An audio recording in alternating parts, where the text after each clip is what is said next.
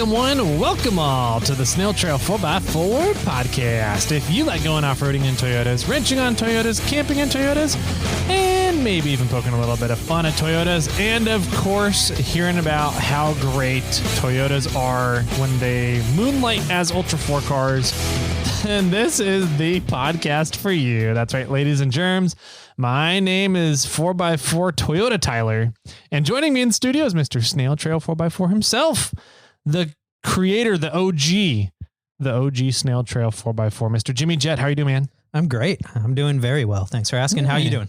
Doing pretty good. Good. Yeah. Glad to hear it. Mm-hmm. Yeah, it's we're getting round 3 of the storms coming through NorCal right now. Yeah. This whole, well, for the most part, on and off this entire week. So yeah, a lot of people still without power. Mm-hmm. A lot of people still stuck in their house. Mm-hmm. It's going to be an interesting week for NorCal 4x4 recovery, I'm sure. Yeah. I have a few buddies who are off-roaders, and they're El Dorado County Sheriff as well. And I was just kind of checking in with them yesterday. I was like, "Hey, how you guys doing?" Like, yeah. And they're all burnt out. They're working hours and hours of overtime, running recoveries, running search and rescue, getting into people, welfare checks. They're stretched thin and they're hurting right now. So Absolutely. Well, I saw that Dimitri over at Stellar Built like loaded up that taco nice on the tracks and went out and did some service calls himself. Nice. That's cool. Yeah. That's awesome of him. He was out helping out as well. Mm-hmm. Yeah. That truck is set up like it's like the perfect snow recovery service vehicle, with the ute and flatbed on the back, and then the 4 doors in the cab. You can fit 4 or 5 people inside, and super comfy, keeps everything warm on tracks, and it's nice. It looks really good too. Yeah. Like it looked good on tires. Mm-hmm. Then when he put it on those tracks, I'm like, it just tied everything together. It looked really good. Yep. Speaking of him, did you see they posted a YouTube video? They're starting a YouTube series. I did. I saw that. I didn't watch the video yet, but I've been chatting a little bit with Dimitri about their plans for the YouTube channel. So it's going to be cool to see kind of where they run with that. Yeah, absolutely. I spoke to the YouTube guy. Oh, nice. I'm sorry, I forgot his name if he ever listens to the podcast, but yeah, it was funny because I was down there at Stellar Built and I was talking to Dimitri, and the editor guy was sitting in his office, and Dimitri's like, "Yeah, this is Jimmy. He's made a lot of YouTube videos," and I was like, "Yeah, I think I'm around 250." And the guy's like, "What?"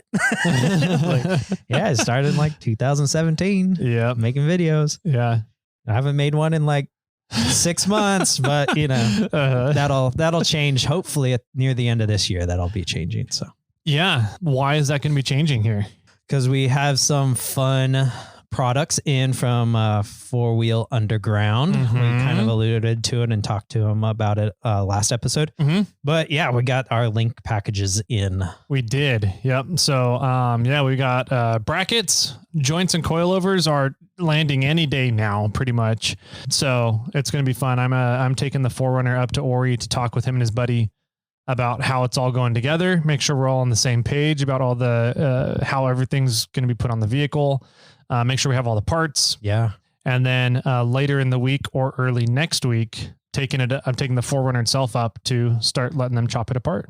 That's exciting, man. Yeah. That's really exciting. Yeah. And we'll talk about your recent purchase here probably on Thursday. Hopefully. Hopefully. Yeah. So, man, things are rolling along. We got some exciting news and information for everybody. We're going to have some updates on the suspension stuff on Thursday. For today, we have a really fun episode. We have another kind of married, maybe future and divorced couple here in the studio today to bicker back and forth.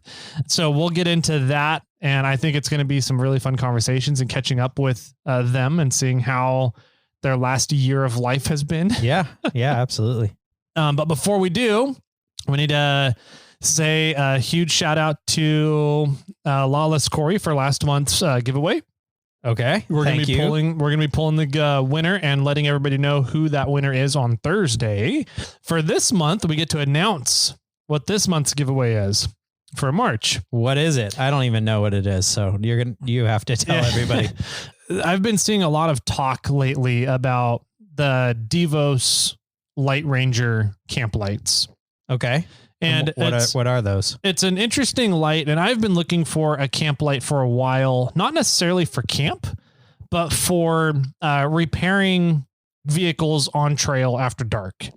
Because when we were in Moab and I broke my leaf springs and it got dark on us, it was kind of a pain in the ass to do fabrication and working on vehicles because everybody's just kind of got headlamps on and you're having to use a little focused little headlamp light to see what you're working on. Whereas if we had a couple of area lights, that would have made our fabrication shop in the middle of Golden Spike there at the end a lot easier for everybody to work around, right? Absolutely. And so I've been looking ever since our Moab trip last year. I've been looking for kind of an area light that met a few requirements. One was it had to be bright and light up a good area. 2 was I wanted it to get high up in the air so that the light is out of everybody's eyes while we're walking around and working. 3, I wanted it to be USB-C rechargeable. And 4, I wanted it to be able to pack down really small so that I can throw it in the 4Runner with all the other crap I throw in the 4Runner. Got it. Okay. Right. Mm-hmm. And so I looked at quite a few different options, and I started hearing a lot of talk about these Devos Light Ranger lights. And I was like, that's actually a pretty cool concept. I started looking into it, and it was the only light I've been able to find so far that hit all 4 of my criteria. And so called the company up and offered them a product trade for some more flight stuff and got some Light Ranger lights. Cool. And so after getting one and playing around with it down at Hammers, I was like, this thing is freaking awesome. So I got back in touch with them. I was like, hey, how would you guys like to come on and do a giveaway for the month of March and also do an interview so we can kind of talk about what you guys do as a company? Yeah. Because they're pretty interesting. They're not a light company. No? No. That seems weird. Yeah. The products that they have that Devos has on their website is like completely different stuff. They're not related at all. And I was like, what are you guys doing here? Yeah. Turns out they're a product development company. Oh. And they got tired of developing products for other people and were like, let's develop our own products. And these were like some of the first ideas that came out, and they knocked them out of the park. And I was like, that's a pretty cool, different, that's it's a different angle.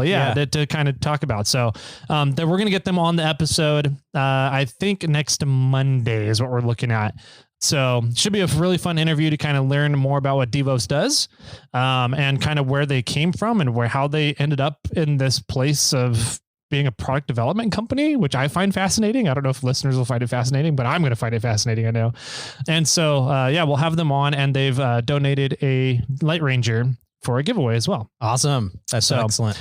Yeah. So we're going to get that rolling. That's the giveaway for this month. If you guys are interested in getting one of those, make sure you go over to irate4x4.com and sign up on the Snail Trail 4x4 forum for at least the giveaway tier. And then starting April 1st, the gift box tier is going to be opening up. Yeah. Mm-hmm. And just a short thing about that. I do believe that we have received everything already for the gift box. Yep.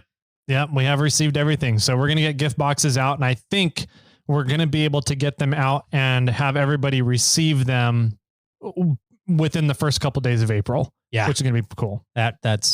We're ahead of schedule for once. It's amazing. It's a miracle. I figured after 3 years, it might happen sooner or later. Maybe a little bit. So that's exciting. So cool. Excellent giveaway this month from Devos with their light, this area light. Thanks to Gearinch Corey. Lawless Corey. Yeah. I'm still in the habit of that. I apologize. That's like calling Justin the whole time. Exactly. Thanks to Lawless Corey for last month's giveaway for the coast lighting, the abrasives, and everything else that's over there. And once again, we'll do that drawing on Thursday. And let's see, we're still doing the giveaway for the winch. We have a few more opportunities for that, for the reviews that you leave on iTunes. Yep. And there's a couple more spots left. A couple more. Yep. I have one more thing. Oh, okay. Before you do that, you gave me the finger over there. I did. It was the index finger. Yeah. But it pertains to our interview today. Okay. We had Trent on before. Oh yeah. On episode 270. Got it. So we had, that was the before and after KOH with Trent and Josh. Nice. And so now we have Trent coming back, and then you can lead up to that here in a second. But if you want to hear more of Trent's story, you can check out episode 270. Yeah, that one's a good one. If you guys haven't listened to that episode, I would highly recommend going back and listening to that one before this one. That way you can just kind of get a reminder and recap of what last year was like, because we do reference last year a little bit, but we don't get into any details about last year. So go back and listen to episode 270 and then come back and listen to this episode because it'll be worth it. So, absolutely. Yep. Cool, man. Let's give these two gentlemen some microphones and some headsets. And while we're getting all those set up, we can hear from Brian from 4-Wheel Underground real quick, shall we? Perfect. Awesome. We'll be right on back, and you guys enjoy this, and then we'll be right back with Trent Roberts and Jason. Is it Jason or Justin? I don't remember. I don't either. One of those. Jay Barry. We'll be right on back. At 4-Wheel Underground, we don't do DIY kits. With 26 years of experience, we've designed and engineered suspension geometry for maximum performance and predictability on and off-road, so that you don't have to. Check out 4-Wheel Underground to find the best engineered Toyota suspension solutions at 4wheelunderground.com.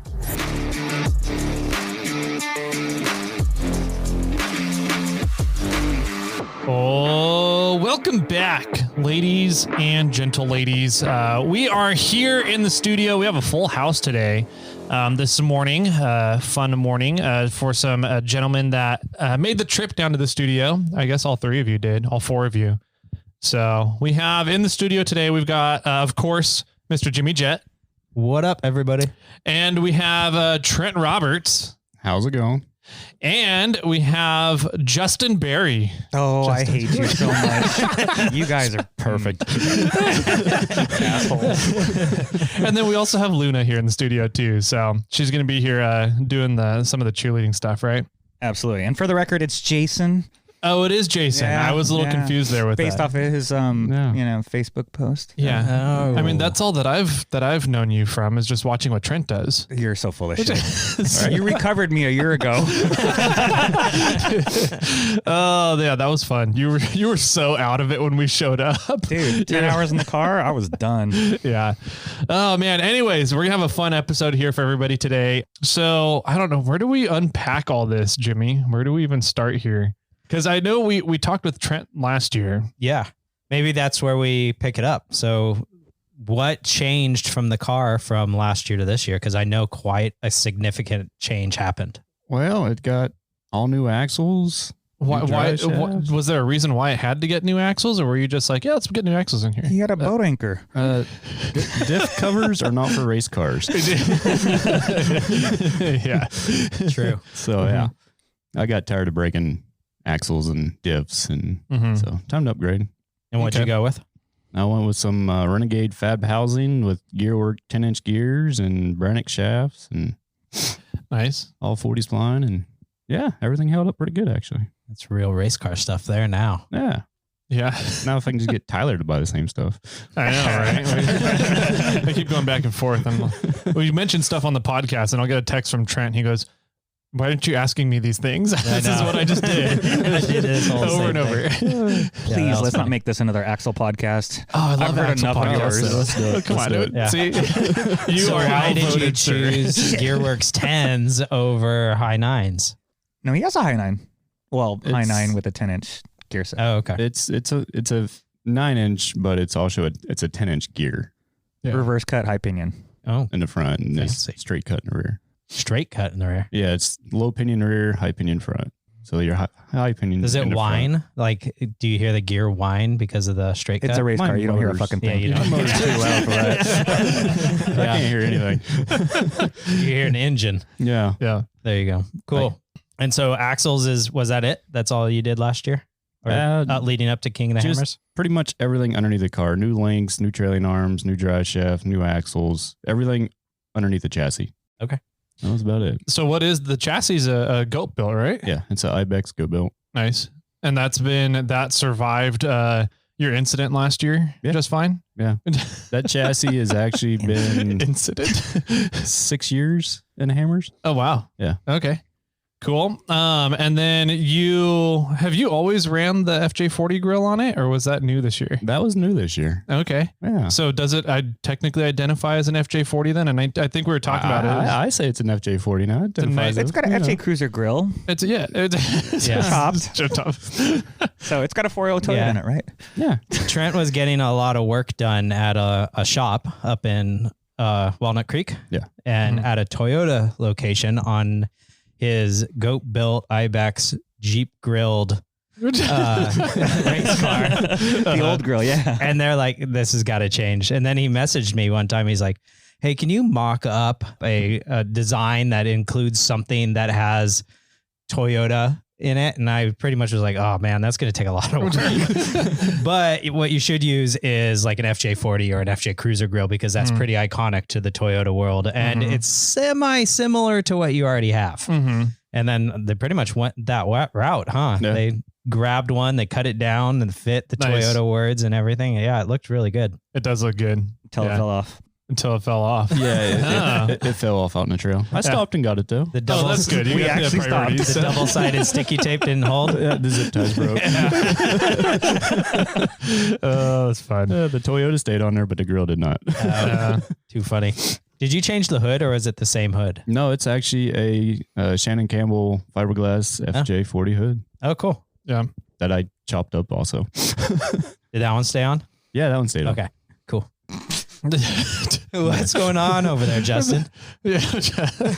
Say that one more time. One more damn time. Why are you laughing, Jason? Because it's funny. Okay. So is there a story about stuff falling off the car during the race that we're going to have to get into? No, that was the only thing that fell off. Yeah, The grill fell off one time, and then it was bouncing around in the back seat. A lot. You have a back and seat? at one point, well, you know, the back of the race car, and then it just goes and it ejects itself and leaves a chat in front. And he was just, Trent got a little pissed at that point, and somehow we managed. Yeah, then I put it behind us and was able to not get it back out. I was like, how the fuck did I get this out? Yeah, that's funny. It went in easy. Yeah. Story of your life. So from fixing that was a good one, by the way. So fixing, totally distracted me. One thing he does not do is pull out. Yeah. So after fixing the race car, leading up to King of the Hammers, you had another co-driver. Did he just call you out of the blue and say, I'm not interested? What happened there? What's the story behind the previous? I really don't want to get too involved with that. Okay. You know, that's some. It didn't work out. It just did not work out. I figured you scared him off. I remember from your guys' interview with Jimmy last year, he was didn't sound like he was feeling the co-driver stuff too much. Oh. He sounded like he was a little terrified the whole time. So I was like, I don't know if how's that going to work out next year. But I thought you were talking about the other co-driver. No. Let's start from your previous co-driver from Hammers. I didn't know you had another one lined up in between that. I didn't know about that either. Yeah, that's the one I was. Okay. Yeah. Okay. No, the previous co-driver, no, we just talked and just simple, both understanding, and we both agreed and went from there. Yeah. And then there was another one in the middle that just didn't work out either. Correct. And then at some point, Jason called me or texted me. Yeah. And he was like, hey, can I get Trent's number? I was like, yeah, sure. Here you go. I think I might have messaged you and asked if we could transfer numbers. And then I found out why, and I got pissed. I was pissed. Why? Because I wanted to jump in the wrong seat. Oh. Well, you should have said something.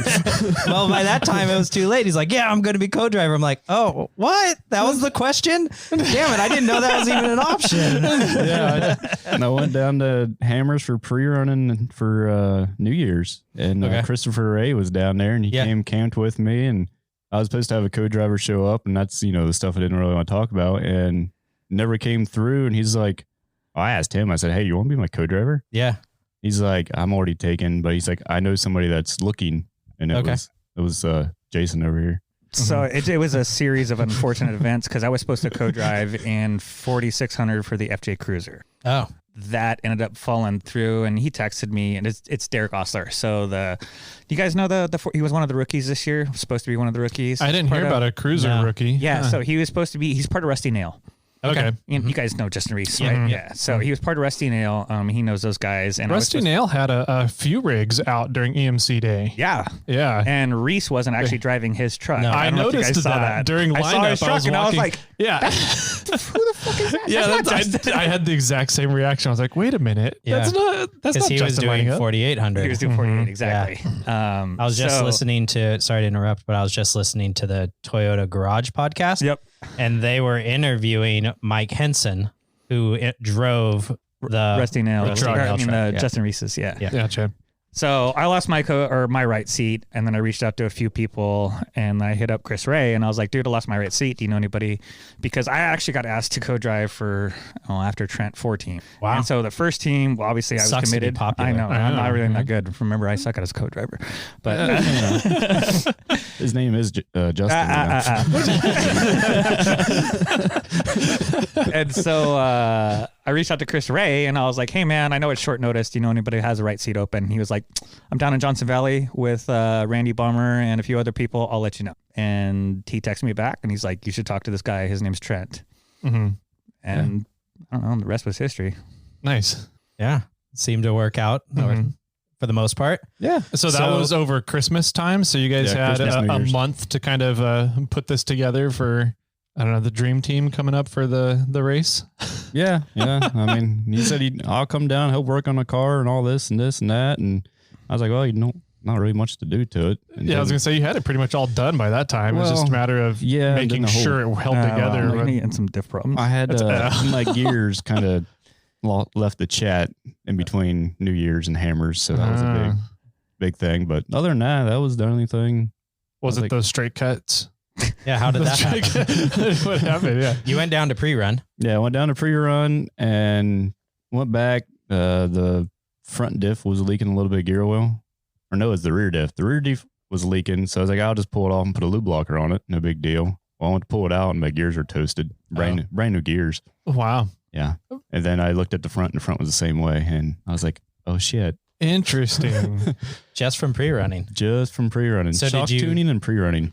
Did you do anything different when you reinstalled them? Was there a trick to not burning them up during that period, or what did you solve there? I've been in a battle with 2 different companies trying to figure out what the problem was, and that's still not taken care of yet. So My opinion, they were set up wrong, but that's just sounds like it. Yeah. None of the gears were chipped. They were just worn the. Oh, interesting. they literally had waves. You were in driving in reverse. them. The gears literally had waves in them. Weird. What? The teeth had waves in them. Really? Yeah. On the drive side of them, or They got way too hot. Yeah. wow, interesting. All so right. it's between the company setting them up and between the oil company, all kinds of. He said, she said kind of thing. Yeah, exactly. Pretty much. Yeah. So, Pointing fingers. Interesting. All right. so it's never going to get taken care of probably. So it is what it is. It's a wash, whatever. Did the gears survive just fine during the race? Yeah. Everything looks good after the race then? Nope. Everything looks good now. I had them set new gears and had Diffs Perry and Benicia set up the gears and good to go. Nice. They were a little taller than you expected. Yeah. I went from originally my car with the diffs, had the 16 14 bolt had 513s in them. Okay. The new gears I bought was 589s originally. Yeah. And those are the ones that got destroyed. Well, the new gears in it now are 620s. You got to think 3 weeks beforehand. Wow. Yeah. You run what you can find. available. So Exactly. That's Jeez. all they 620s. could find. All I could find. Wow. Yeah. 620. That's a high gear there for a race car. Yeah, it doesn't go very fast. Third gear pinned out 95. I think we hit 95. Yeah, I think that's the motor singing about 6,000 to 7,000 RPMs. How many gears are in that thing? 3. 3? Okay. Which transmission are you running? The 400 or? Yeah, turbo 400. Yeah. Nice. Yeah, man. That's fun. Most race cars, don't they run like 411 or 456s? A lot of them actually are running 620s. Come to find out, Really? they just don't have a turbo 400. They got more gears. They got another gear. Gotcha. Yeah. Sure. If you had an actual like Toyota, you would have like 25 gears. Right? So just saying. Well, you build me a transmission with a That Toyota can handle transmission it. that can hold it up and I'll use it. That's funny. All right. So after pre-running down Christmas, New Year's, everything's looking pretty good except for the gears, but you got those handled, swapped out, figured out. Any other kind of crazy stuff coming up that you're like, hey, we got to make sure this gets taken care of before? Was the car pretty much good to go? Pretty much good to go. Just had to put some new belts in it when I got the hammers, and that was it. So saving Jason some road miles from coming down and having to help. Yeah, there's no point of him coming down for, I did have to drive his truck and race car down. Okay. Yeah, well, because he had to drive the big old motorhome. Yeah. It's Taj Mahal, right? Yeah, I could not find it enclosed for the life of me. I had one in order, it fell through, and then just could not find one to fit the car. So I was like, all right, well, I guess I'm taking the truck and trailer down also with the motorhome, and the wife doesn't feel comfortable driving it. So I'm like, well, that's why you have co-drivers. Yeah. Co-driver duties. Exactly. Yeah. But I heard your Tacoma was down at Hammers too. Yes. Yeah, my wife drove his. Got it. Yeah. All swap. Yeah. Was the Tacoma able to drive back home? Oh, yeah. Okay. It's straight? a little straight. It's never straight. It's a rainbow sticker on the back for a reason. No, you should have heard my wife when she was driving it on the radio. Like, what is this noise? What is it doing this? Is it normal for all these lights to come on at once? And I'm like, which lights? Which one?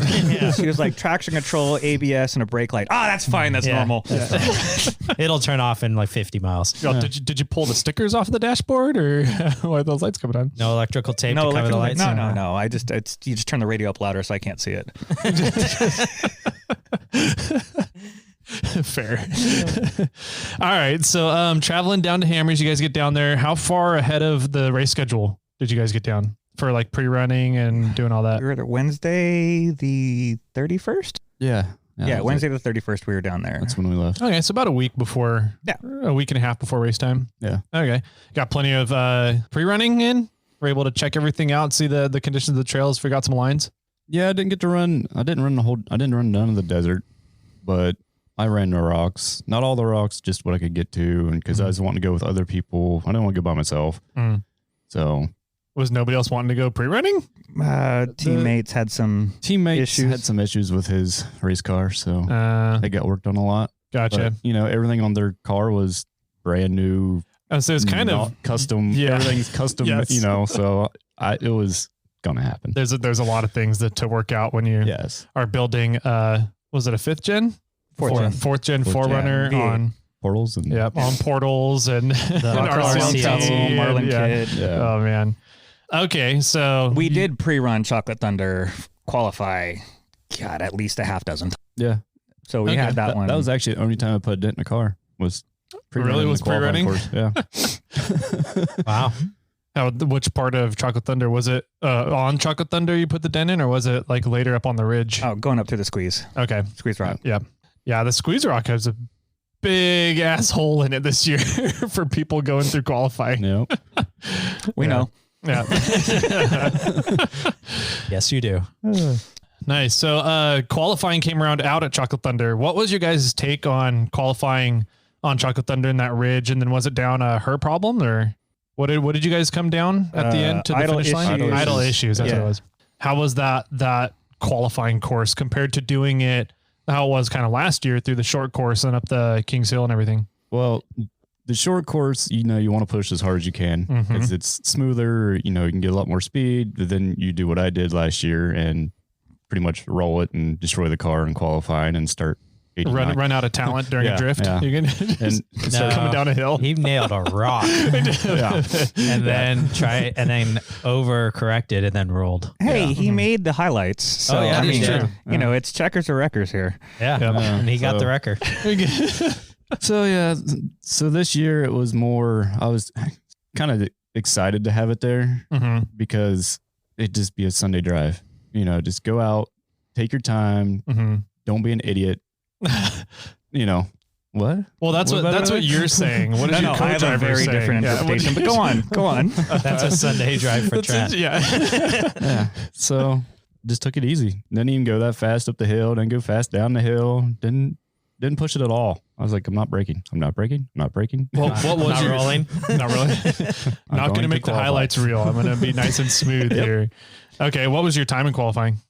4 or was it 5 minutes, 2 seconds? We were under 5. Okay. So yeah, it was close to 5 minutes. We were in first place for like an hour. Well, I was also the third car that went. Yeah, so. For an hour nonetheless. Yeah. Take the damn compliment. Yeah. You were in first? That's awesome. Yeah. For like an hour. Yeah. Do you know who beat you by chance? Who were the next person to? Oh, it was like 41 other cars. Yeah. No, it was the next one.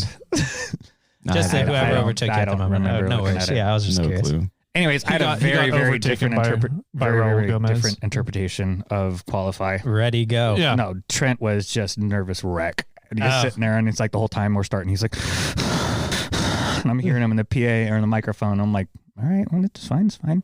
And he's exactly right. We did the same line through the squeeze rock. We were the first one to actually do the squeeze rock during qualify. Everyone else going up the left line, which has a huge hole in it.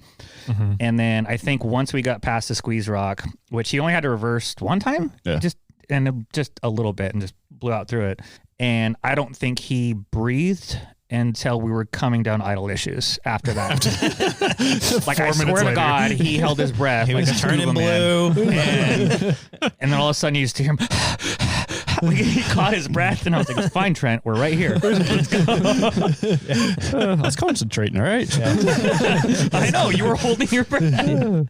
When on race day, he holds his breath for 10 hours. Yeah. No, race day was very different. Race day, Trent was just like, it was a very different person in the car than qualify. Qualify, I think he was just a little... I just didn't want to fuck up again. Yeah, he didn't want to fuck up again. So it was like that nervous. Believe me, I get that. You know, anybody who's been in a right seat or a left seat in a race car, like, you know, you fuck up on one spot, then the next time you get there, it's just like, stuck a hole in the seat, and like, let's get past this. Let's get past this. Mm-hmm. Yeah. And then race day, it was just like, no, we're okay. It's understandable, though. Mm-hmm. I mean, that's a story in life too. You have one mistake somewhere, and then you're going to remember that every single time whenever you get back there until you get past it. Yep. Mm-hmm. And then you move on. Yeah. So qualified at 42, 41? 42nd. 42nd. Overall. So overall, out of how many starts were there on? 154. 154 overall. That's started on EMC day. Yep. Wow. Man, that's crazy. That's good. Yeah. Top third? Hell yeah. Top third. That was a lot better than 89th last year. I'll do that. That's true. All right. So you're just getting to start 42nd. Was there anything that you needed to look over on the car between qualifying and a race? Because you guys get 1 day, 2 days? Qualifies day before, yeah. Day before. No. We qualified on Tuesday. Tuesday. Wednesday was Thursday. Yeah, Thursday. Wednesday was the parade. Yeah, tech and contingency. Yeah. Okay. No, just nut and bolt check and make sure everything's good to go. I think I had more work to do just for me being comfortable in the seat, and had to move the seat forward. Did you have to find a way to attach your tush cush in there? No, I didn't need one of those things. Okay. But, you know, I did have to move the seat forward. And this is actually something Chris Ray kind of warned me about too. And he was just like, all right, there's a couple things about Trent. One, that navigation's way far away from the seat. And two, he has no short-term memory. That is true. Very true. So you just have to keep repeating stuff all day? No, I don't think I was repeating. It was just consistent. We came up with our own little dialogue as we were going through, and Trent's. Did you practice that beforehand? We did not. You didn't? No. I mean, we text message practiced. Okay. I just asked him what kind of co-driver he wants, and he was like, anything that you actually talk to me. That's all I cared about. Okay. And so I was like, no problem. Here's a couple styles that I do. He's like, I don't give a shit. And he's an operator by trade. So he takes... I'm getting used to getting yelled at all the time what to do. Yeah. And then I come home, get the same thing. So I'm just used to it all around. So nonetheless, it made him very receptive. Yeah. Thank you. For instruction. Which works out great for you. Yeah. So yeah, you can just sit you there like bossing people around. Because I like being in charge. Yeah. Very dominant. Truck commander.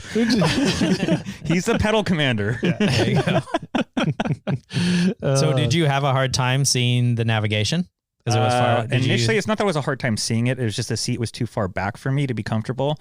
And he had his, I don't know, little granny oh shit handle up front that I kept banging my knees on every time I got in. So I chucked that out before race day and then moved the seat forward and got all my nav stuff set up. And did it unbolt or did you just cut it off? No, it had a little C-clip on it, you know. Yeah, the grab bar is made to go in and out for, however long people's arms are. Got it. Cool. Luna's over your shit. Nice. All right. So how tech and contingency, everything's fine. All your nut and bolt check, everything was still nice and tight. There's some loose stuff, but it all got tightened back up. Well, until it wasn't. Yeah. Until it got loosened back up again. Yeah. Well, that was tight when I checked it. So, but yeah, like some links and stuff like that, the Heims, the nut, you just loosen up a little bit. So nice. So since they're aluminum, I can't really tack weld them. So. Yeah, you can't. Yeah.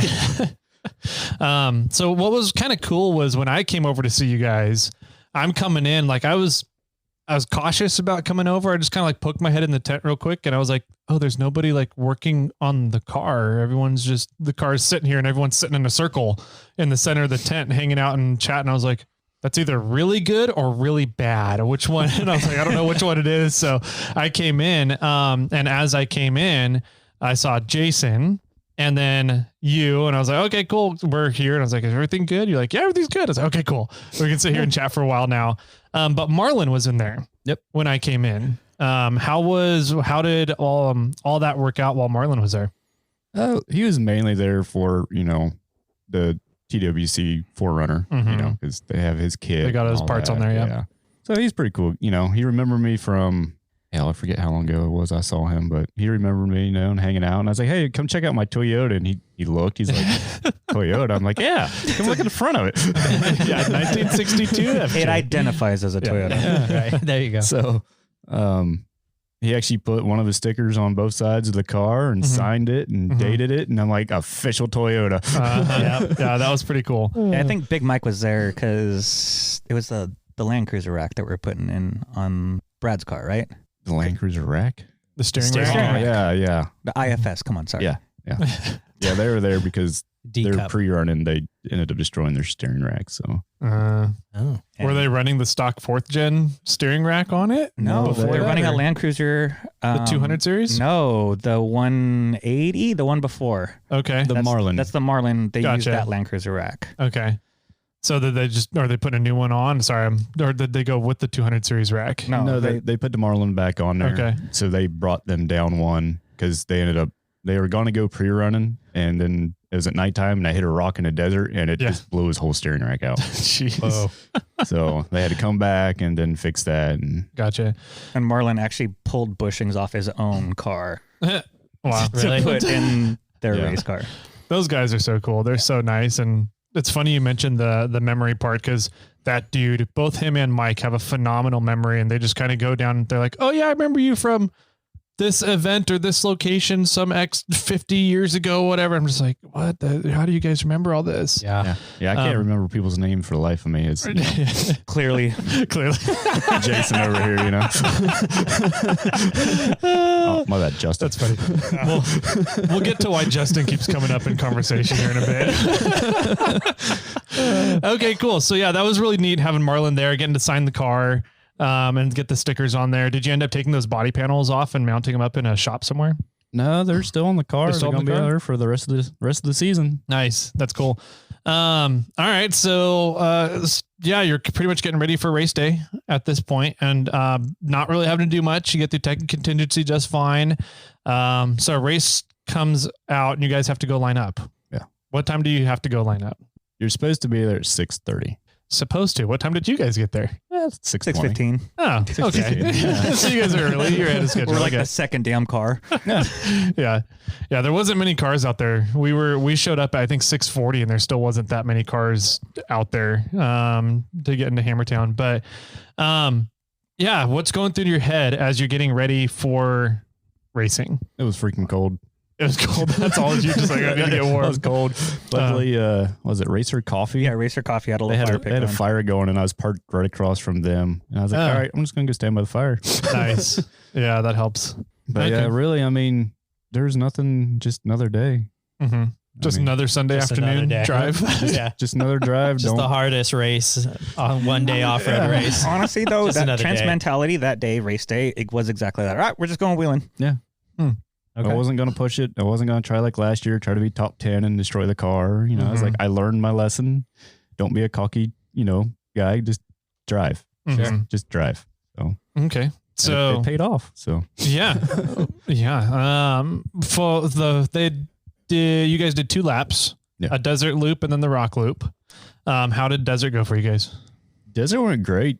I mean, for the most part, it went really good. We were picking up a lot of time. It was dusty, but we just kept pushing through the dust. There wasn't a whole lot of wind that day, so the dust was kind of settling. I remember that. Yeah, it was. We were flying blind for some portions. It was kind of sketchy in some places, but just get over a little bit and see what you can see and go. I almost rented one car because they had no chase lights. Oh, no. None. Isn't that a safety issue? Yes. Yes. Okay. Yes. I mean, almost literally plowed right into him. Wow. Yeah, we were just driving. He was like, straight. Okay. Oh, shit, there's a car there. Wow. But yeah, then there was, do you remember where that section was where we went airborne? Went straight up? Yeah. It was before RP1. I swear to God, I had pretty good notes, from the notes that we already got from Ultra 4 from the map, as well as a couple of friends that pre-ran it. Mm-hmm. And there was nothing of interest. So, put all that shit into the GPS and just ran it. And we're going. It wasn't even dusty. And it looked like, I don't know, Trent was cooking pretty good at that point, probably like 80 miles an hour, 70 miles an hour. And it looked like somebody took a grater and just made a wall that was like 3 feet high. No joke. Like at least 100 foot wide. And I was like, break. And he was like, fuck it, we're committed. And he just stomped on it. And the front tires went straight up in the air. And the helicopter was watching us too. And the rear tires went up. And we stopped vertically on the rear tires. And we just stayed there. For me, it felt like fucking 30 seconds, but it was probably like 3 seconds. Yeah. And then it started going down, and Trent's like, "Rah!" And he ran a wheelie out of it. I think that's what bent my rear trailing arms. Wow. Yeah, it sounds like it. I mean, it was just, don't move. Yeah. Wow. And then So is that on film somewhere? I have yet to see it. to see it either. Even I have a recorder in my car and ended up recording over itself. I was like, oh man. I wanted that video so bad because all we saw were clouds. Yeah. And dust. Yeah. Yeah. Jeez. It was so dusty. I didn't even see remote pit 1 until we missed after we RP1 passed it. completely. We blew right past it. Oh shit. We were hauling ass and I just blew right past it. And he was like, isn't there RP1? And I'm like, aren't you supposed to go slow in that area too? No, only if you go into the pits. If you pull over, but if you stay, there was no speed limits on course this year. Oh, no really? limit other than in pit. Okay. So yeah, and co-driver should have seen on the map. There's RP1, but oops. But yeah, did you need anything? I just wanted. The only thing I wanted to drive through it and just have them check the cart as they drive. That was the only thing. I wasn't going to get fuel. Wasn't stopping. Just got it. Just to look. See, like in trailing arm is dangling there as you're driving through. I don't think it hurt us at all. No, missing it. We did have some problems after that, but I don't think they would have seen it. Yeah. Okay. Yeah, about was it 3 miles after that? It was longer than we were in the canyons at that point. Yeah, I just lost brakes. Oh, I was like, no brakes? No brakes. Hey, you don't need brakes while you're racing. You don't need brakes. Just downshift. You just use the right pedal. You don't use the left one. So instantly pulled off, found a place to pull off, got out. One of the bolts on the bracket for the caliper gone. The other one just sheared completely off, and the caliper's just riding around on the rotor and the wheel. I'm like, and when he did hit the brakes, it rotated all the way around and just said, snap. The line left the chat. Yeah. Wow. So luckily, all I have soft lines. I have no hard lines on the car other than what's on the chassis. Everything else from the links back, axles, all soft lines. So I got plugs and caps. Yeah, so they're a lot easier to plug up. Yeah. So just undid it from the T, put a cap on there, and that was it. But then it made really good left-hand turns, not so good on the rights. Yeah. Braking to help you turn left. Yeah. But that didn't take 5 minutes to do. Mm-hmm. But while we're changing that, while that was happening, I had, I don't know, I'd say gallons of fuel pouring out of the car in the back. I'm like, gallons? Like pouring out? It was, I was like, Trent, it's not the brake line. You're fucking pissing fuel. Like, it's everywhere. I thought the cell broke because of how much fuel was coming out. Wow. Yeah. Okay. I thought we were done. I sent a text to the wife, said, yeah, we're done. Fuel cell's got a hole. We're done, Oh, so what was wrong? Ended up being a fuel line. So fast forward, we started going through the canyons. Well, first thing is I asked him, I said, all right, we're a long ways out. We still have fuel. Do you feel comfortable getting back in this car with it leaking fuel to keep going until we completely run out of fuel? So we're closer to Hammertown. Yeah. He's like, yeah. I'm like, all right, let's get in and go. It's behind us. Let's go. I was gonna say, yeah. So just keep moving forward. The fuel's going backwards. The engine's in front of you. All the hot stuff is in front. So. Yeah, so we just kept going, and then the car started spitting and sputtering really bad. I'm like, all right, I was misfiring hard. This is it. We're out of fuel. I got to pull over and get ready to shut the car off. And he's like, there's fuel spraying everywhere. The fans were kicking up. The radiator fans were spraying fuel all over me. Oh, wow. Yeah. Oh, so I was like, oh, shit. So I get out and come to find out one of the main feed for the fuel lines is completely loose. Oh, yeah. It was just pissing fuel. Just So A and it was loose. a crescent wrench fix. Yeah. So just Adjustable tighten it hammer up fix. tighten it up and kept going. That was the There only you go. problems we had. That was it. Wow. So did you didn't run out of fuel then? No. You had enough to make it to the next pit? I think they put in Surprisingly, 40 what gallons? 40 something gallons they ended up putting in. No, they only had three dump cans there, so it had been at least 33 gallons. Wow. I have How big is your cell? I thought it was 40, but it's actually a 45 gallon cell. Wow. So yeah. Nice. So Thank yeah, God for the extra 5 gallons, huh? Yeah, we left some 110 octane race fuel leaded out there on the road. Yeah, my car is now purple in the back from where all the fuel dried up. Wow. All right. So that was as you're heading into the canyons. How did all the canyons go for you guys? All went good. I mean, Easy. Yeah, it's narrow, but it was easy. Just a Sunday drive. Just a Sunday drive Just through the a- rocks. just a Yeah. And by Sunday that drive. point, everybody that Trent had passed had already passed us again. Okay. And yeah, that was kind of sickening to the stomach, but you know, all right, whatever. Because of the fuel issue? Yeah. Yeah. Because we lost probably between the first stop and then till finally fixed the fuel line, I'd say at least an hour, yeah, I was gonna say 45 minutes or so. Wow. less than an hour. Yeah. That's quite a bit. You're a rock crawler. Yeah. That's what you're experienced in. That's what I mean, I've wheeled with you before and you're crazy in that old Jeep that you had, but so rock crawling is sort of your background. You're not a desert racer. No, right? I'm not.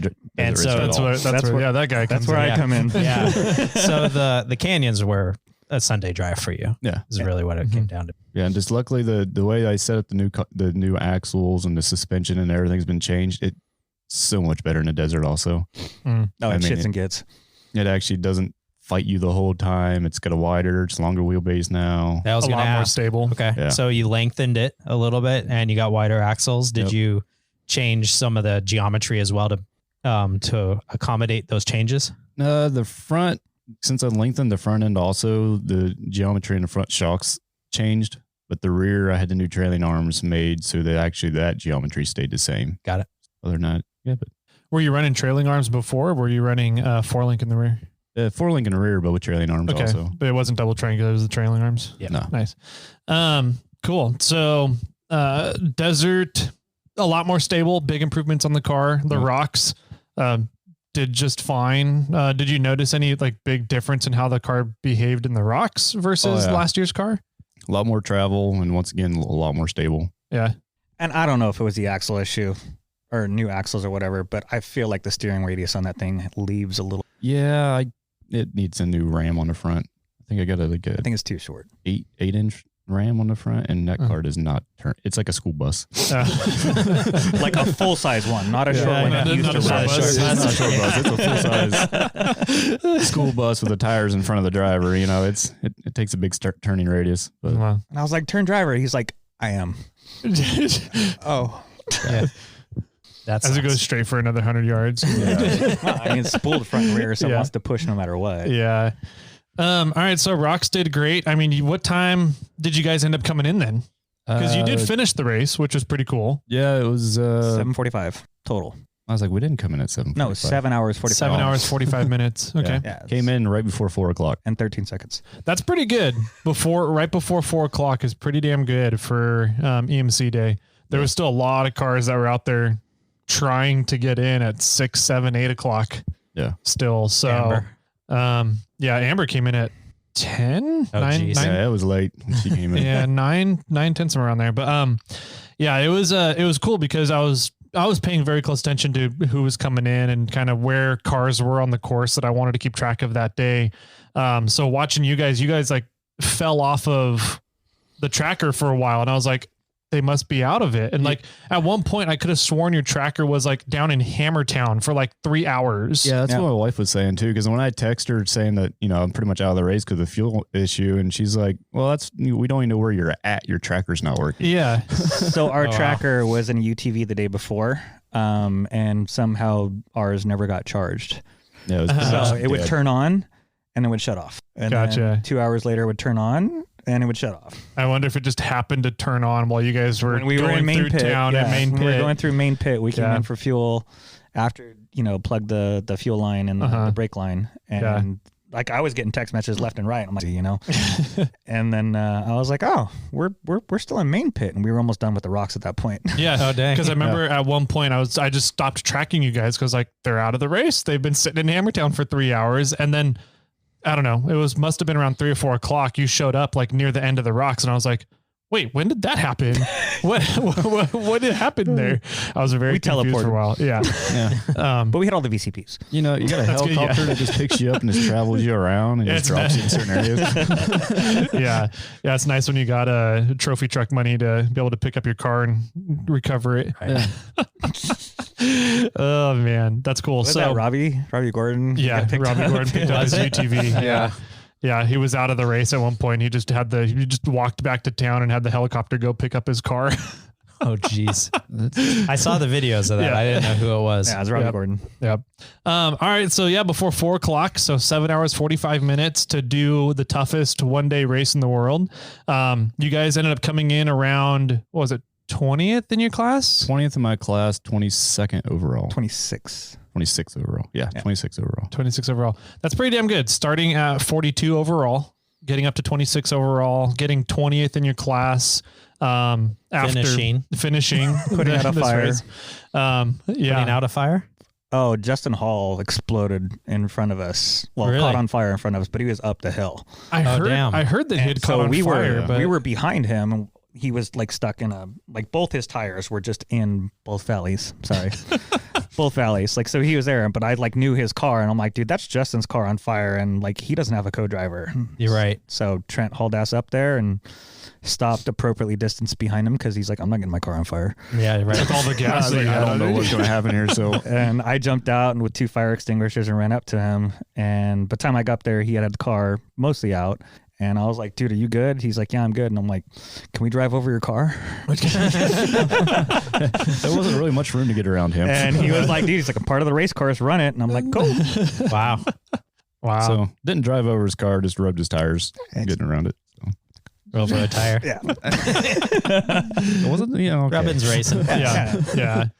Okay, so but Justin's all good though. I mean, yeah, I'll give him props, man. That guy sat there for 3 hours and pulled cable for every other racer that came through. Wow, that's cool. Once he got his car as much as he could get out of the way, he pulled cable for everybody else coming up through there to help him through that line. Mm-hmm. Nice. What sucks is it was right after remote pit too when it happened to him. Yeah. Oh, really? Yeah. Like down in Aftershock or just before Aftershock or? It was before we went back to RP2 that time. So it was, I don't even know what trail that was. Do you remember? I don't even think it's a trail. It was after Thor's Hammer, but before we went to Aftershock. I don't even know. It was it was a big. I don't remember where it was. I'll be honest. I still don't know the trail names. Only the big ones. I'm a race car driver. I still don't know. That's the first time I hit all the trails. Yeah, right. The first time I've been on all the trails out there. So Yeah, we were going down Aftershock. He's like, "You've been on this trail before?" I'm like, "Yeah, but only up." He's like, "Cool, tell me where to go." And I'm like, "Last time I was here, it was nighttime, and fucking Jimmy and Tyler had to recover me." Just Tyler, but yeah. Oh, just. So it was, I don't remember who all was there. Me, Clint Conliff was there with us. But that was a fun night. Yeah, speak for yourself. Oh man. Yeah, he's like, this is like the hardest trail out here. I'm like, oh, okay, well, I've never been here, so tell me where to go. No, it was the hardest trail I'd been on out there, and I had to go up hardest trail he's been out there. with a flat tire and a broken axle. Yeah, and by the time you got out, you had 2 flat tires and 2 broken axles. No, at that point, I only had 1 broken axle because the other 2 that were broke, I broke in spooners. Oh, okay. And drove off course, got those replaced at pit, and went back on course, and then broke another axle and another flare. There you go. Needless to say, I apparently need a he tire needs to bonder. stay as a co-driver. Not Yeah, right? It'd be a lot cheaper, I'll tell you that. Yeah. So how was he as a co-driver? Even though, so his self-proclaimed, I'm not a co-driver, I'm not a good co-driver. Did he help out a lot? Was he good? Was he vocal? Did he command you just like you like it? Yeah, he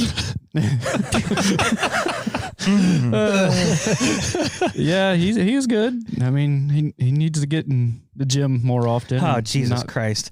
Had to pull Thor's cable hammer once in whipped time? my ass. Yeah. I'm not going to lie. There was a parking lot up there, and that was whipped my probably ass. the worst trail for me was Thor's hammer. That one, I ended there up was a couple pulling my broken helmet cars in front of me, and there was a stock Jeep, I think it was. The Genrite. A stock Jeep? Oh, a Genrite Jeep? Genrite Jeep. They were in a stock class in front of me, and course worker came down and said, hey, you guys just need to go around these broken cars. I'm like, I kept asking him when we got there, I was like, hey, do you think I can go that way? And he's like, no. I was like, you sure? He's like, no. And the course worker comes down. He's like, you guys need to go around. Well, the stock class Jeep just drove up and went around, no problem. As soon as I get my car up there, it just sinks right in the sand and the rocks. I'm like, fuck. Fuck. And we got hung up forwards, backwards. Yeah, it it was was shitty line choices, shitty, direction on my part, shitty from the course workers telling us what to do. Yeah, it was bad. And we ended up moving a rock. Big old boulder up there. Then we started rolling down the hill towards the car. I was like, nope, we're done winching. We need to back out. By this time, the two broken cars are off course. Right. So it's like, so the line's clear now, and you're stuck over here. Yeah. Jeez. Damn. Yeah, that one whipped my ass. You're right, though. Yeah, that was the hardest trail for me, in my opinion, was that. Thor's hammer. Thor's hammer. I agree. Gotcha. What about was it difficult because of the obstacles that you had to overcome, or was the actual terrain difficult? Both.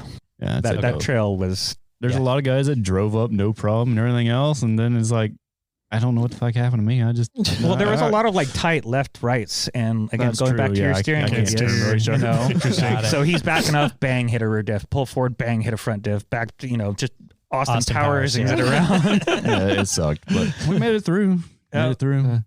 Was there any other trails you had to get out and do some winching and put in some work here? Up Jack, when we went up Jack, we had to winch, but there was another 48 car in front of us that was broke and on the winch rock. And he was pulled right up to it, and I got out, and I was like, "Dude, we need a winch. Can I go off your truck?" And he was like, "Yeah, rear shackle on the right rear quarter panel." I was like, "Cool, shackled off." Oh yeah, yeah. Was he still hooked up to the? Yeah, he was still hooked up to the rock. Oh, perfect. And so he sat on there, stood on the brakes, and I mean, Trent just. Yeah, that was going right into the Jack, wasn't it? Yeah, going right into Jack, like the big waterfall that you go up in Jack. Yeah, because my game plan was if I get stuck, I'm not going to back up and keep beating on the car. It's just winch. Just winch and go. Winch and go. No. I think that's the only other time we winched. No. Was it Black Rock? At Sludge? Yeah. There was a lot of people winching at Sludge on Black Rock. Yeah. I do remember that. Yeah. I actually hit that one like 2 or 3 times. Like, nope, we're done. Just winch. Yeah. That was a quick one though. Yeah, that one was easy. There was nobody, because by the time with the 2 traffic jams between Outer Limits was bad. I was like, I shut the car off.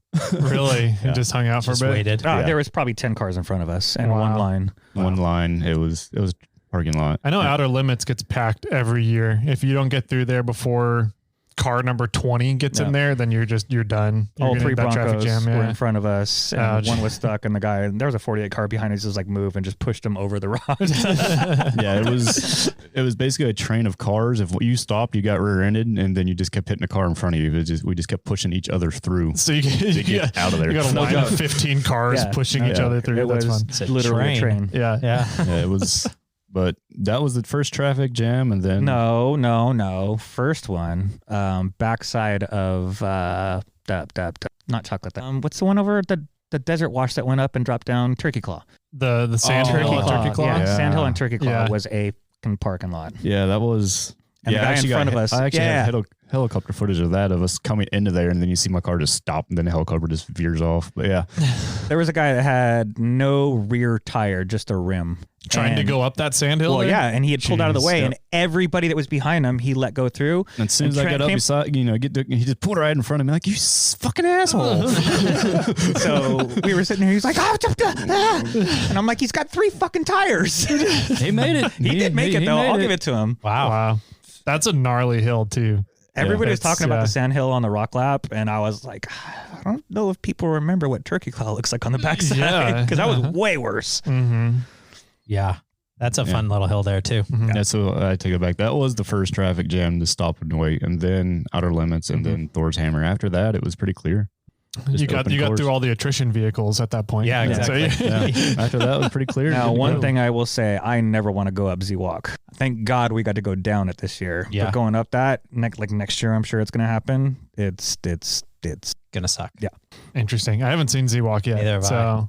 Yeah, I need to go check that one out. Yeah, go up it. Go.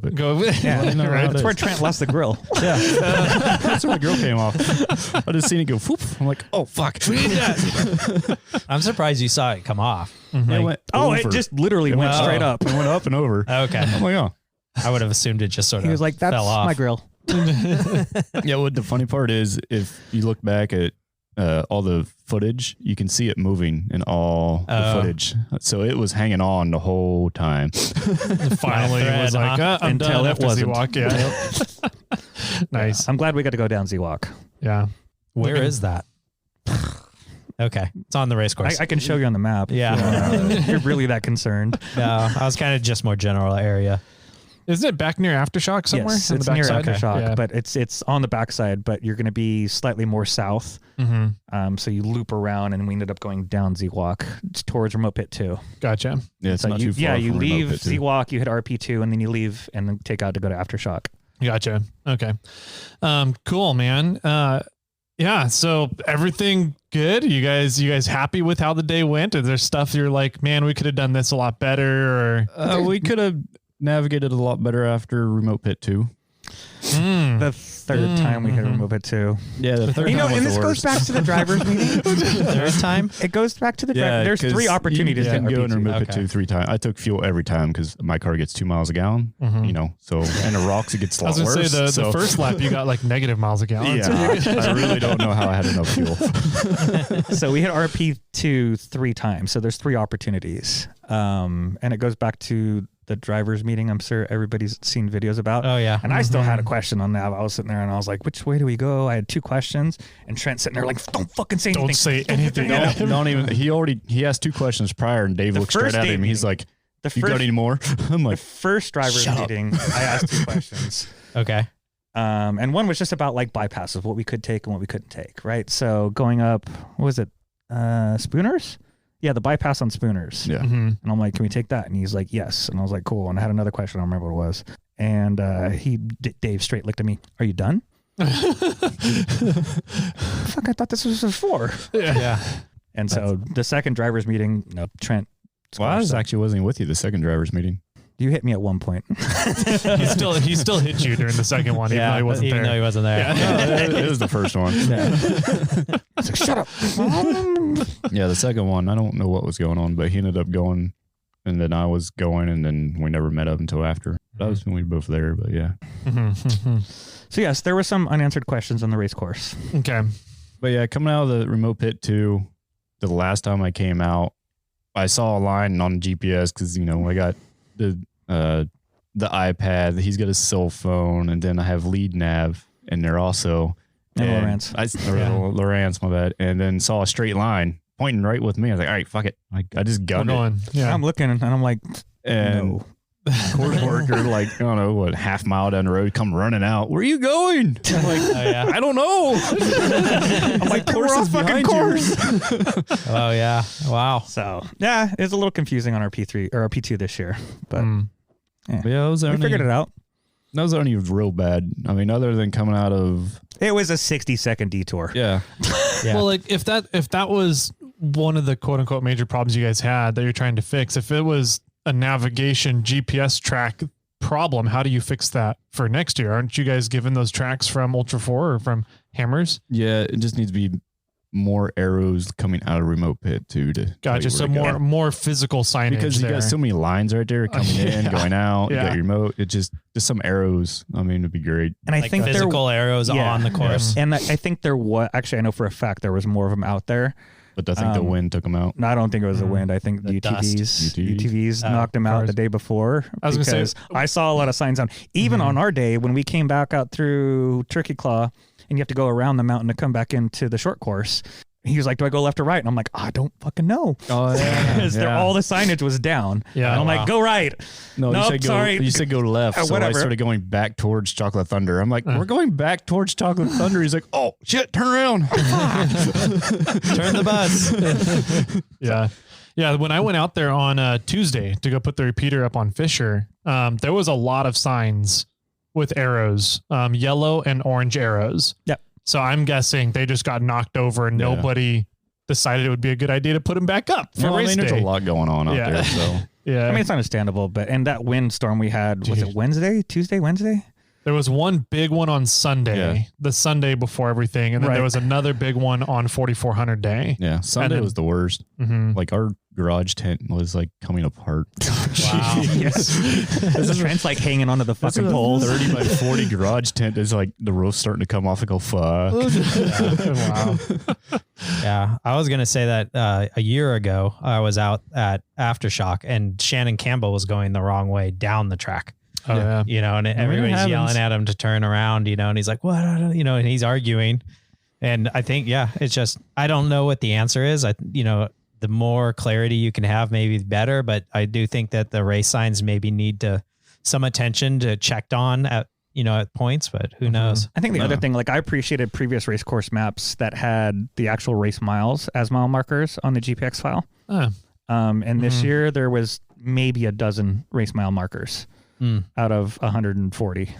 Right. Yeah, they had a lot of problems with the maps this year. And luckily Chris Ray, he redid. Savior. He redid everybody. He redid the actual course on his own laptop. It took him like 8 hours and then just handed it out to everybody. And he broke it out by class. Here's 4600, here's 48, here's UTV, here's 44. Yeah, I've never understood why they do that. They don't, when they give you guys the course for your GPX files, they put all the all the different classes on one thing. Yep. Last year was real bad. They weren't even color coded. Yeah. It was all the same. I'm like, where the fuck do we go? Well, I mean, on the Lowrance, they're all going to be just black lines. But if you use something like Gaia or Lead Nav or something like that, like you'll actually see different colors. And there's, yellow is stock bypass, for example, or maybe blue, whatever the fuck. And there was none of that this year.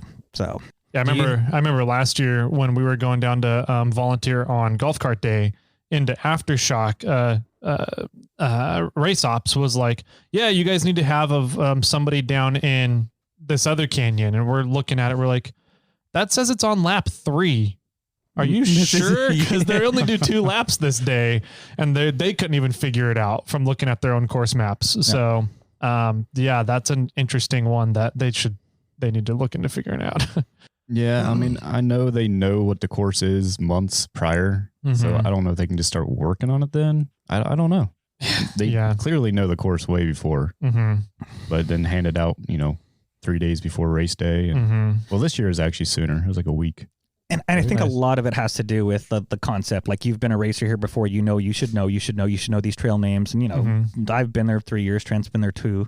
Yeah. And I still don't know all the names. I know the majority of them, but I still don't know them all. And there's just this misconception that if you're here for King of the Hammers, you should know everything. Know everything, yeah. Sounds like they need to hire Chris Ray to do the race course. Right? Maps. No. I don't know if that's going to happen after this year. Story there that I don't know that we're not going to talk about. You didn't see the driver meeting? Oh, I saw the driver meeting. Yeah, there was okay. There was an apology email that went out to all the racers. Okay. Okay. There was an email out. So Got it. Yeah. Well, cool. That sounds like a really fun day. Congrats on getting into 22 overall, 20 in your class. Do you know how many cars ended up finishing out of 157 or however many it was? Total was 46. Was it 40? Okay. Yeah. 46 that day. 46 on in EMC. your class. Oh, okay. 46 in EMC finished. Wow. On time. Out of 154. 4. Yeah. Wow. So on time with an actual non-DNF was 46. And you guys were halfway through that. Wow. Congrats. That's awesome. That's big. So you guys all ready for next year then? My car is literally torn apart right now. Okay.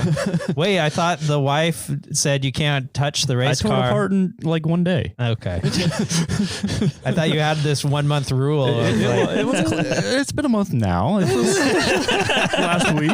It was close. I took her to get snow day. You know. did. You did. I Anna commented on that. Yeah, and I bought her chicken coop, so she's got chickens now. You know.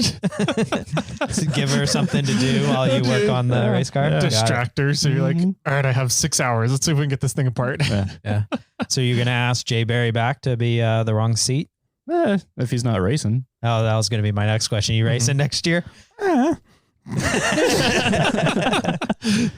Yeah, because you had this year, I don't know if you've gotten to talk about it yet on any podcast, but you took the golf cart over to Prairie City and had a really fun time there. What happened? Had I wouldn't say a shitty qualifier. It was a really good qualifier until it wasn't. And flopped it on its side one turn before the start finish. And that broke the chassis in half underneath my seat and ripped the link mount off. Wow. So we were up till... And that's just from flopping it on its side? Yeah, well, it was probably hammers might have had something to do with it. Okay. And we put the car back together until like 2 o'clock in the morning, and every piece of extra spare wrench and ratchet and steel and tube we could find and welded it back together. And surprisingly enough, when I rolled it hard during race, so heat 1 did really good, picked up like over half the pack on heat 1 because I got a DNF on qualify.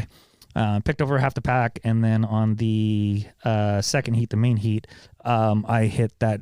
They had just watered the track, and I just understeered straight into the K-rail and loop-de-doop stopped, and it bent my entire HCR trailing arm in half, like almost 90 degree. Wow. And the part that we repaired in Moab was still attached to the damn frame. Jeez. And it broke the frame all over the place. So now I got a new chassis sitting there. So most of the chassis is back together. I just got to put the cage back on and weld that in. And I need to get a new transmission case because it sheared all the mounts off. Jeez. You hit that hard. Well, it was an immediate stop. We hit the K-rail and it just we literally did one turn and then just stopped.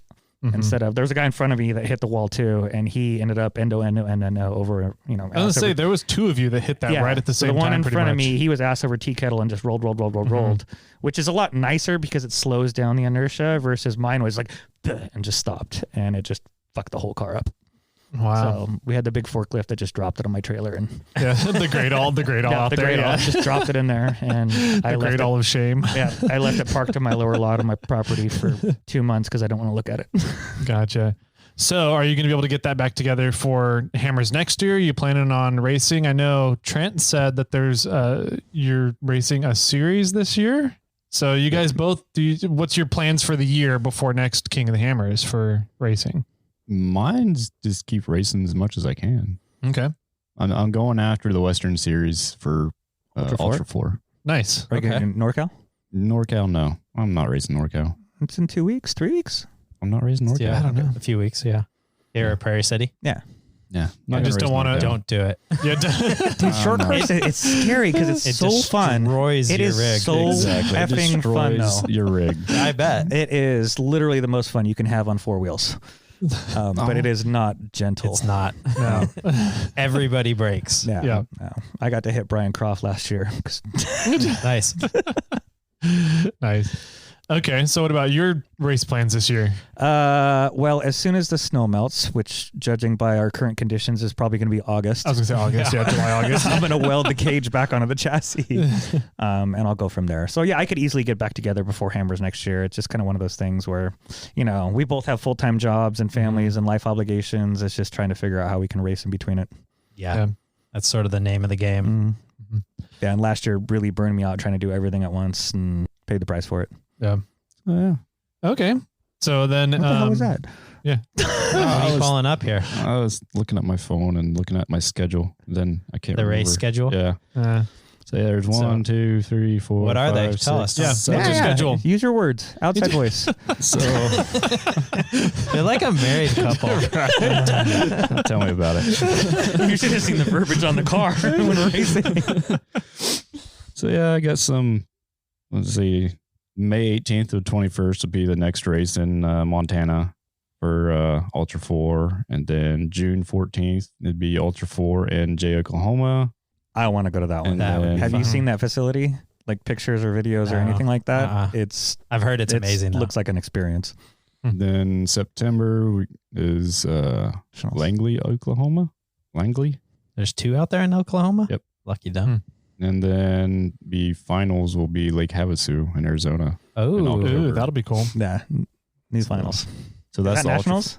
Yeah, that'll be nationals. When's that one? That'll be cool. That's September. September usually. No, it's October 24th to 29th. Whoa. Wow.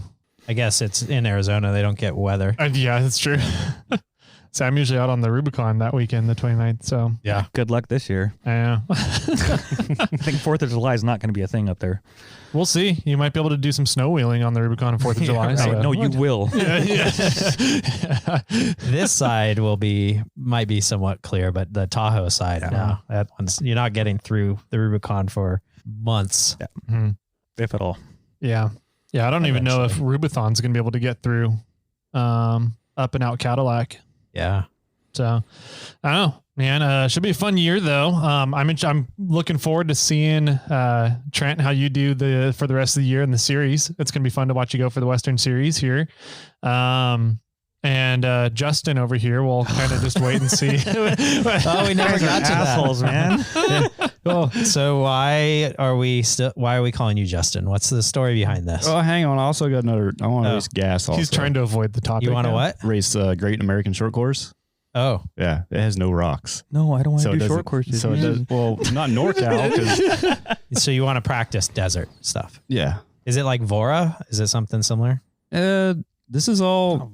It's Great American Short Course. It's the gas series, I guess. Yeah. But yeah. Is it all over the nation too? You do? No, these are all local. Oh, interesting. That's the reason why I want to do them, because they might not be as hard as Perry City on the car, because I'm not going to hit the rocks 90 mile an hour.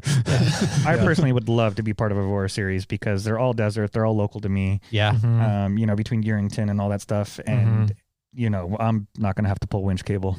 Yeah. He doesn't need to go to the gym. Yeah. So I got to race. I'm probably not going to race April. I want to, but I'm still waiting on do the trailing arms on the car. But that's in San Bernardino, California. Then June will be in Victorville, California. Then October will be in Prime, Nevada. Prim. And then November will be in Victorville, California. Wow. So is it BAP or is it Battle of Prim or just racing in Prim? Oh. I don't know. Okay. Yeah. All right. Remember short-term memory? Yeah. So, Jason, are you looking at trying to get in on as many of those races, or is Jimmy going to get a chance to co-drive here a little bit? You know what happens if you open up the door to let somebody else co-drive, they might do a better job. I told Trent I would race with him any day. It's up to him. Yeah, I've never thought about. I don't know. I haven't thought about it. I like the relationship they have going. Oh, you don't want to get in the middle of that? I don't want to be in the middle of it. There's some solid banter that happens. Yeah. Nice. I'd just be giggling the whole time, I think. Just like laughing hysterically about all the chaos and craziness that the rig goes through. That's all he would hear. I don't think Trent would appreciate that. Like just turn the volume down. Speaking of volume, we started the race off and I'm like, the hell is that sound? And I turned his Bluetooth on. We're listening to fucking violin music, classical violin music. And I'm like, so relaxed. I was like, did you do that on purpose? And he's like, yeah. I'm like, okay, whatever. I'll sit here and shut up. That's not what I expected. Music. Katy Perry, okay, I would expect, but violin, no. That's good. Well, cool, man. Looking forward to seeing what you guys do this year. Now you tell the Justin story. Yeah, we now. got the. Oh, we that's need the right. We Justin do need to story. hear what's. All right, so I did a race recap of everything that went down. No, rewind. Go back to the podium. Oh, this is why he's butt hurt. All right. So get to the podium, first time ever finishing, second year ever been there. Both of us. I was I almost cried because I was so excited. Almost my ass. Hey, no tears came out. Watery eyes. Yeah, watery like my eyes. family. Yeah, as soon as I said family, hit me like, oh, fuck. Meanwhile, I'm sitting in the passenger seat going like this on television. So, I've been told by Christopher Ray's have a cheat sheet for all your partnerships, and sponsors. I'm like, all right, So I had my phone on an armor mount right on the tube right in front of me. So on the notes, I clicked on it. So I was reading it, got through everything, and totally forgot to mention my co-driver. Whoops. Yeah, I felt really bad. And it still didn't dawn on me. Wasn't in the notes? No, it wasn't in the notes. Notice Snail Trail wasn't on there too. Yeah, just so you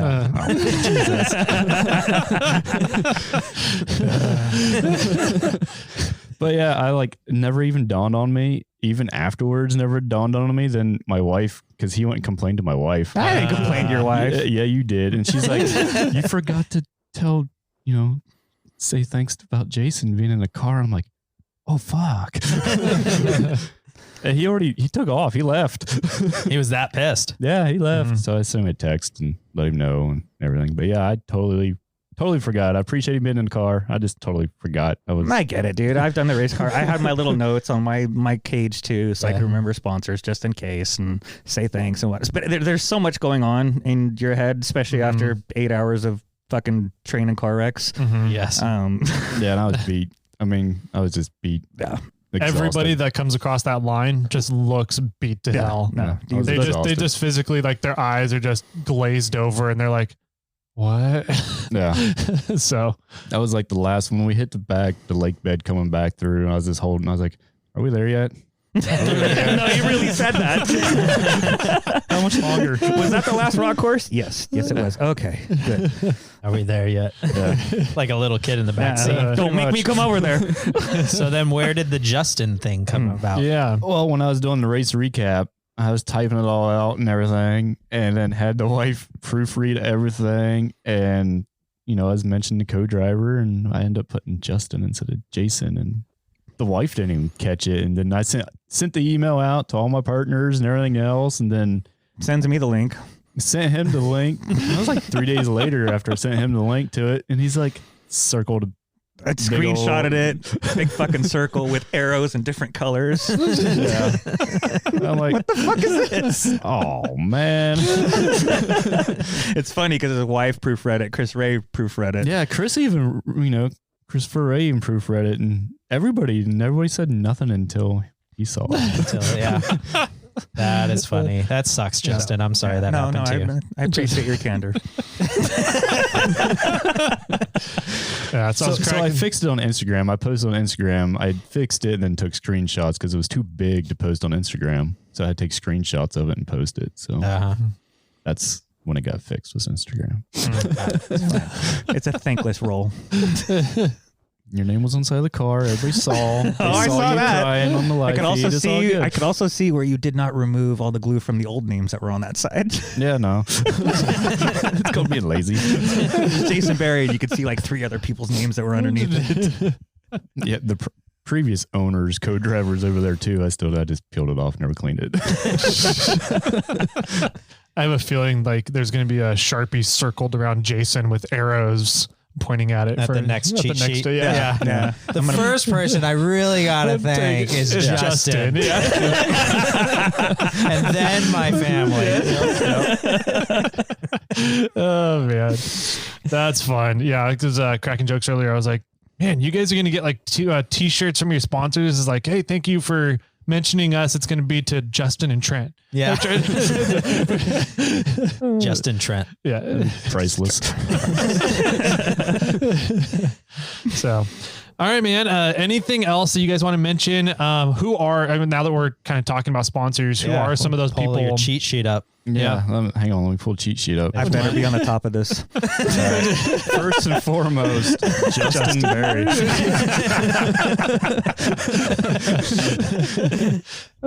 So yeah, got co-driver Jason here. He swears like a woman sometimes, but you're one to talk. We got, of course, like the biggest one I have. Everybody's like, it's not a Toyota. It's not this. Is Toyota Walnut Creek. I mean, they've actually helped me out so much, and they're the biggest sponsor I have. What is Toyota Walnut Creek, real quick? It's a dealership in Walnut Creek, California. It's a used and new car dealership, and my buddy Brad, he's the manager there, and he races the stock class in that 4Runner. Okay. And him and I got to talking, and I was like, what would you do if I turned my car into a Toyota? And we just started talking about it, and it happened. So that's cool. Nice. And they did a lot of the work there at the shop as well. They didn't do none of the work. I just used their shop. You just stored it there. Yeah, I just used their shop, their tools. Got it. Because long story short, I don't have a garage at the house no more. I sold my house and moved to no garage, and I was brutal. Like, can I bring my car here? And Got it. On it? Okay. So yeah, I used all their stuff, and they did that, and then like the wrap and all that. They covered all that. I mean, they covered a lot. That's cool. That's cool. And then the bougie tent that Tyler. Oh, the garage tent. Yeah. Big old 30 by 40 with all turf and fire pit inside of it. And it was nice. It was nice in there. You should have seen the propane tank he brought. It'll run a house for a month. That was like a 500 gallon propane tank that we were basically running that fire pit 24/7. Wow. Yeah. That's nuts. That's what I think. I have about that at my house. Oh, that's huge. Yeah.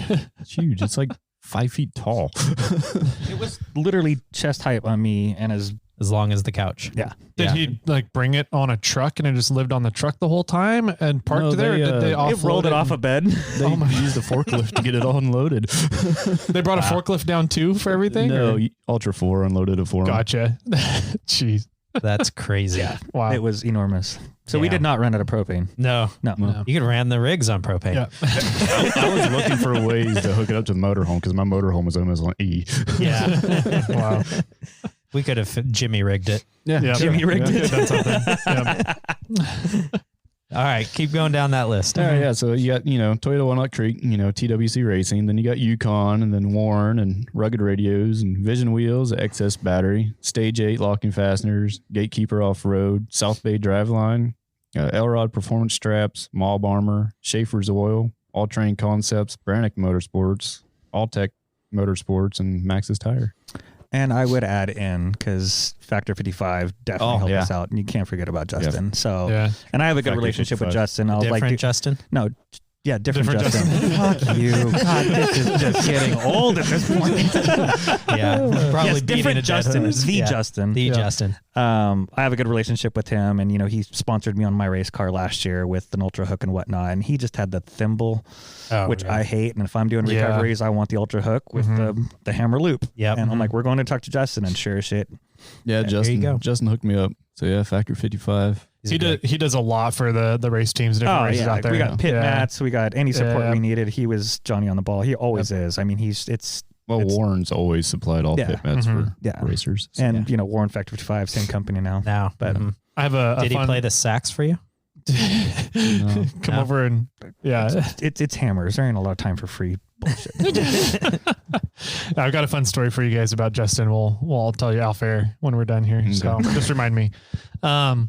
Yeah, so that's a good list, man. That's a lot of support that you guys get. And it's really cool to hear companies stepping up and supporting. So supporting the teams out there that we're following along with and that we get to hang out with on a Saturday morning to recap some of the shenanigans going on out there. So anything else that you guys want to cover? Any other things that we missed? No, I think we're pretty good here. Unless Justin over here has something. I mean, Jason, I'm sorry. Well, so you've already torn the rig apart. Yeah. Besides the rear links, everything else looks good. The reason I tore it apart was because my transfer case started leaking pretty bad. I mean, it was on the car when I bought it. I never touched it, never rebuilt it. And it was never rebuilt prior to that, probably by a couple of years. So it's like, this might be the time. It needs some TLC. Yeah. It started leaking really bad. I'm like, all right, it needs to be taken apart and get rebuilt. So it's automatic oil changer, bro. Yeah. But unfortunately, to get mine out, I got to take the whole car apart. So the whole inside. That's probably why it's never been done. Yeah. Literally take the whole car apart, seats, everything inside the car got to come out. Are you swapping the Atlases out to the other one or? Yeah. Yeah, I'm probably I bought another Atlas case when I was down there also, just in case this one decided to go out on you. That's how much, how much I relied on this transfer case. I was like, it could go any minute, but I'm going to buy another one just in case. I was listening to Brandon's recap on Instagram of the Forerunner. Brad, thank you. Oh, man. The other, here we go again. Damn. Brandon, Justin. Yeah, just added hands and shit everywhere. Yeah. And he was saying that they blew a front drive line, I think it was.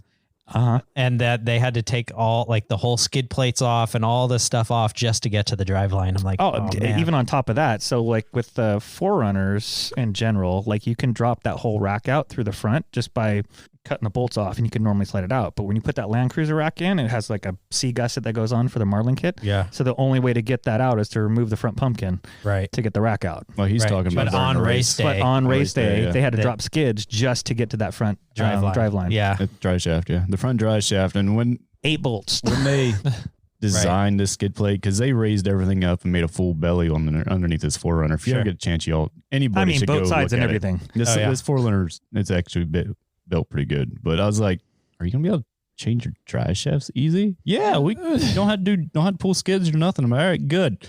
Yeah, come to find out they have to. Yeah, I was like, oh, that's gonna suck. Yeah, they'll probably change that. I hope so. I really do. And sorry, Brad. Nice. He's actually yelled at me for messing up his name before too, so it's all good. Yeah, that happens to me a lot. Short-term memory coming back. Yeah. Well, cool, man. How can people get a hold of you guys if they wanted to say hi, say what's up, ask any questions about the car, ask you questions about racing, follow along the fun? How can they do that? So my Instagram is jbarry813. Universal. That's just what I use. So race car number, first initial, last name, jbarry813. Gotcha. And then mine is TrentRoberts4811 on Instagram, and Facebook is also Trent Roberts. Just Trent Roberts. Cool. Name. Cool. Yeah. Awesome. Well, sounds good, man. Hopefully we can get some extra people to follow you guys, follow along the journey. I think it's a pretty fun one. So we're definitely following along, and good to have you guys on the show. Thanks for driving down to hang out at the new studio. And which is nice, by the way. Very nice. I am impressed. Thank you. Before we close out, I want to hear what happened to Jay Barry's taco. Oh yeah. Nothing.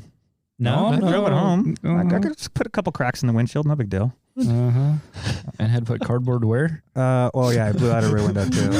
Let's just say I hit a crosswash really hard with, you guys know Nick, right? Mademan 925. Mm-hmm. Yeah. Yep. So Nick's a longtime friend of mine, Yep. and he's never been out to Hammers, so I took him out to RP2 just so he knew, because he was going to do parts running for Amber. And, I always drive like an asshole, and hit a crosswash, and I was like, oh shit, this is going to hurt. And it hurt a little bit, and my Prinsu rack bent forward, and I already had a crack in the windshield. And everybody who lives in Tahoe knows you don't replace a windshield until the winter's over. Right. Mhm. Yes. And so I was like, fuck it, I'm going to leave it. And so it came down and hit both sides and just Obliterated the windshield. And then it blew out the left rear window, the rear sliding window, but the non-slider part just blew that out. So now there's a Coors Light window in there. Coors Light box. On driver's side? Driver's side. No, you don't need that window really anyway. Yeah.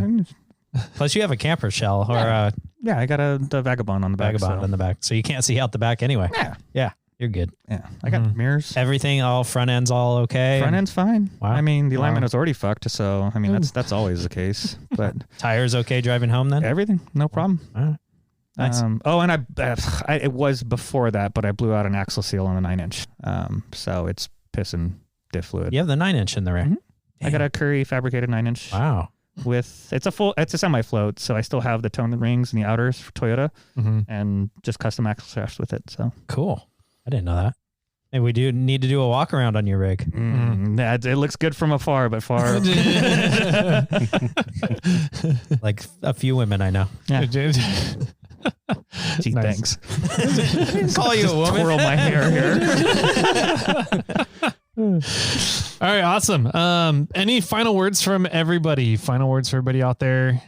Whatever you want to leave everybody to remember you by. So it's a big moment. I'm just kidding. It's Ready not for this? really. It's not. Trent, Jimmy, go first. Come on, short term. Jimmy, we'll have Jimmy go first. He's So you guys can think a little bit. My final words are massive congratulations to you guys. Second time ever racing, finished top 26 overall in that category. That's awesome. Congratulations. Thank you. My final words is 4600 FJ Cruiser. 4600 FJ Cruiser. Justin's confused about this. Jason. Jason. Go on. No, that's final That's words. the That's final words. it. That's all No he's got. questions Yeah. asked. Yep. So clearly we're not going to go fast. Final words, Jason. Something we did not talk about that I do want to mention is this year was the first year that Dave Cole did that rookie program. And I can't tell you the amount of friendships and relationships that I helped just because, new guys in the industry, a lot of these guys are Toyota guys like you and I. Mm-hmm. So they reach out like, hey, I heard you're the wheeling guy. Can you help me with some wee-woos? Yeah, I got you. So just that. So I really, really appreciated that whole rookie program and what it did for them and all that. So I would love to see that get continued in the future. Cool. Just because you're not a rookie today and you're the bee's knees. I mean, these are the guys that are going to be racing from here on out. Mm-hmm. People get older and you got younger people coming in. So I just like to see that continue in the future. Awesome. I like that a lot. I got to talk with Nestor and Brady Camacho a little bit about the rookie program. I wish we'd gotten a little bit more in depth to hear more about it, but it sounded pretty freaking awesome. Like it was a great idea. So. Yeah. I mean, with the Nestor and the Far Motorsports guys, I was on weekly Zoom calls with them. And just like little stupid idiosyncrasies that you don't know until you've done it and you're on the lake bed. People don't realize. So just being able to help those guys. Cause I mean, I have no skin in it. It's just being like, hey, don't forget about this. Don't have your pit crew have a fucking beer in the pits because you'll get DQ'd. Yeah. Yeah. Well, that's cool. Good stuff, man. Thanks to you guys for coming on and getting to share your experiences with everybody today. And I guess without further ado, everybody out there, remember, keep crawling.